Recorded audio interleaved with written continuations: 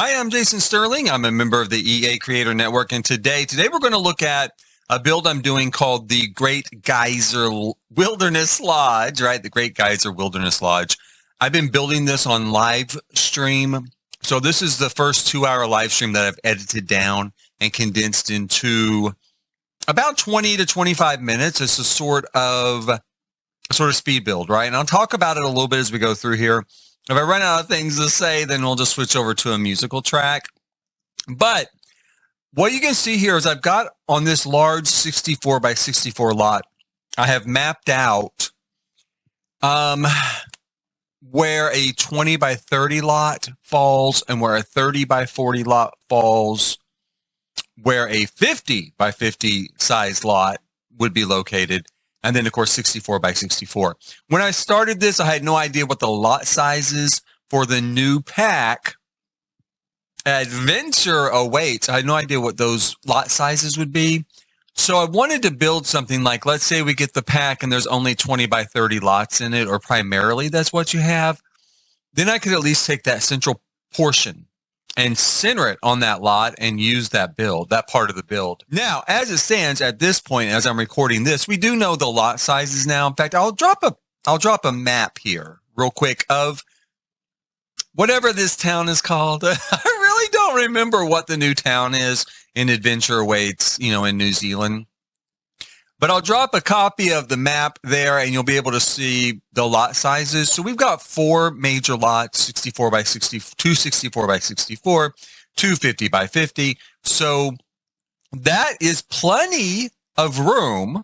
I am going to use this full-size resort now. That's plenty of room. But at the time, I didn't know what was going to happen. And later, I may just want to use the central portion or the residential wing, which is coming up later in the video here. I may want to just use that someplace on a 20 by 30 lot. And I might want to adapt it into a family home or some sort of small hotel or something like that. Okay, now we start off here by mapping out that central portion, the 20 by 30 lot. I fill up almost the entire thing with the structure. This is going to be my lobby. Okay, so this is going to be the hotel lobby or the resort lobby. Now, if I'd only had a 20 by 30 lot, the lobby would have been on the first floor, and then on the other floors, I would have built some rooms and activity areas. As it stands, of course, this will be the lobby, and that's great because what I really wanted for the lobby, and you'll be able to kind of see this as it goes along here, I wanted a very grand open atrium. You can see me kind of mapping it out there, right? A big rectangle to create this atrium. I'm also kind of carving away chunks of the front of this block, the front of this room, because I'm going to want to have the front step back a little bit. You don't want a completely flat front exterior to a building. It needs to be stepped back a little bit to give it some interest and some definition, make it look 3D, right, instead of 2D. And it's not a modern build. It's going to be something that you'll hear people here in the United States call it national park architecture.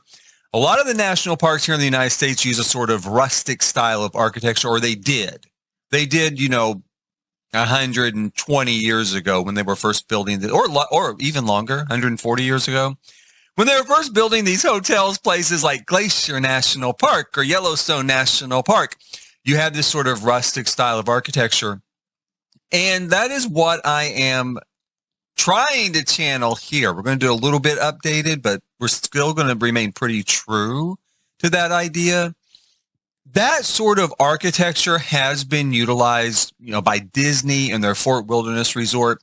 And ironically, when I was looking at New Zealand for examples of their resorts, one of the ones that popped up was also, I can't remember the name of it, but it was also a luxury resort that was obviously based on that sort of style. Now, I don't know that it was based on American hotels or resorts. Like I said, it is a rustic sort of architecture, even though here sometimes people will refer to it as national park architecture. That's an American centricism. It's actually just a rustic form of architecture, which I'm not surprised to see it in New Zealand or in Canada or any place else that would be sort of a English-based sort of community. So like an English ancestry sort of community. I wouldn't be surprised if it just kind of ties into that feel of, in fact, I wouldn't be surprised if it's an English sort of, like from English, if it wasn't an England-based style. Okay, real quick, if you're watching, please hit like, subscribe, and notify as we go through this. Like I said, this is a live stream. So as this is an edit, this is a live stream edit. But I am live streaming this each week until it's done. It won't take a whole much longer time. I don't think. Well, yeah, probably it will. Famous last words. It won't take very long. It won't take very long. No, it always takes a long time, but I'll be live streaming it. Also, I will edit each live stream so you can just kind of catch a synopsis, a sort of fast forward through the process and see it as it moves along like we're doing today. So in order to see those, please hit like, subscribe, and notify. Now, you can see here I'm putting in the roof lines for this. We've already got a sort of front defined there. And for the modern part of it, I'm going to use those sort of glass walls that have recently been put into game, right? The solid glass walls. We're on this very solid glass front. That does change a little bit. So coming up, as I work on this, I do keep it, those new glass walls, but I swap it to sort of the green tinted sort of form of the wall from Enchanted by Nature. One thing that struck me when I was kind of researching this sort of architecture was some of the advertising materials from back at that time actually to entice people out here to the great American West by railroad. And it was an expensive trip and it was a long trip, right? It took a long time to come out here. One of the things was, come see Wonderland, right? Come see these wonders of the West. And they refer to it a lot as Wonderland. So I thought, hey, let's put a little bit of wonder into this building. Let's reflect that a little bit with a little bit of sort of magical, mysticism into it or magical sort of feel to the vibe. And so I do end up changing that glass to sort of reflect that. So as you approach this structure, right as you walk up, you're walking into Wonderland, right? You're walking through the doors to Wonderland. So that does change a little bit. Right now, what we're looking at, I'm working on the lobby. That is a check-in desk area and a concierge desk. Now, we really don't have those in game, and the new pack does not. I don't think it's going to give us that. I don't think it's going to be hotels and resorts at all. Although, hopefully, this will function in some way as a custom venue close to that. Fingers crossed. Can't wait till we see how this works. But I did put it there for realism's sake, because when you first come into a hotel, typically it's what you're going to encounter. Towards the middle there, you can see I marked out a seating area. That's going to be sunken. We're going to drop it down a couple of notches so that you would step down there to kind of sit and congregate in the middle of the hotel. The rectangular shape off to the side of that, and there's going to be one on each side, is going to be a massive fireplace. So it's going to be a fireplace that rises up the full 3 stories, right? We have this huge 3-story fireplace. Again, if you look up the architecture of national park hotels here in the United States, pretty common sort of attribute of those particular hotels is this massive roaring fireplace. Back in those days, it was cold. It was still cold, like it's cold today up in that part of the United States, pretty much all year round. But they didn't have central heating, really. They might have had a sort of rudimentary sort of form of it. But in these sort of hotels, you would want this big roaring fireplace to give this sort of feeling of warmth and comfort. It would have been very, very common, not just in these sort of hotels, but a lot of hotels and a lot of homes, especially for the wealthy, which is the clientele that was attracted here, mostly because it was expensive, right? And they wanted to see these wonders of the West. Nowadays, it's pretty common. We're pretty used to the idea of going to Yellowstone. You can just drive there, right? A lot of families can go. Not every family. It still costs money, but, a lot of families can go. But back then, it was like probably trying to travel to the center of Africa today. It was a much harder trip, much more expensive. And the sort of expectation you'd have on a safari is the expectation they had coming out here to the West. You're going to see things you could not see back east. You're going to see these sort of incredible sights. And we're going to have that in the new pack, of course, because we are going to have a geyser, right? We're going to have Old Faithful or whatever they call it in New Zealand right there at this particular resort. And to stay at the resort, that's what we're building right now. That's what I'm building right now is rooms. We're at the residential wing to one side of the lobby, working on way more rooms than I actually need. I think, probably I could get by with 4 rooms tops. But I think I'm going to have maybe like 6 or 7 rooms, something like, maybe even more than that. I don't know. I might not furnish them all. I might just have some of them are just there as placeholders. Now, hopefully these will actually be usable as rooms in some fashion. I think they will with this new pack, just based on what we've seen, because you can set up a getaway and part of your schedule for the day is sleep, like a sleep period. So that would imply that there's this anticipation you're going to have some place at that venue to sleep. And that's what we have here. We're going to do this as a place to sleep. There's going to be a couple of different rooms. So I might have more of a standard hotel room. You can see it's kind of what we're building here. There will be a bed for mom and dad, and ultimately there'll be a Murphy bed for the kids, a place with a TV, and a bathroom coming up. Right now, I'm really building balconies. I thought, let's put some balconies on here. We'll wait for a moment on the bathroom. But I decided to throw some balconies on the outside. We're going to use that same, again, to add a little bit of a modern bent to it. We are going to use the full glass walls for the interior of the room on the balconies only, let in a lot of light, have a great view out. I kind of play around here a little bit with different railings for the balconies, and I did it a whole lot more in the live stream than you see here. I tried a lot of different options. In the end, hopefully there's going to be something with the new pack that will work with this, and then I'll come in and swap that out completely with the new pack. You can see there, I was already swapping out that particular stone on the front of the building. I found something I liked better. That's actually what I was kind of looking for to begin with. And the weird thing was that particular tile was not under tile. And even though it's slate tile, it was not under stone. In the catalog, it was under miscellaneous, I think, or something crazy like that. So it took me a while. I was just searching through other things. I was like, oh, there it is. Okay, let me change this. So I did change it, and all was well with the world. You can see here again, this is where we're setting it up, about to plop that Murphy bed down, which I love the Murphy beds, and they're great for kids. This is something that Disney does a lot in their, well, not a lot, but some in their rooms is you'll have a standard sort of double bed or queen bed, and then the other bed will be a Murphy bed.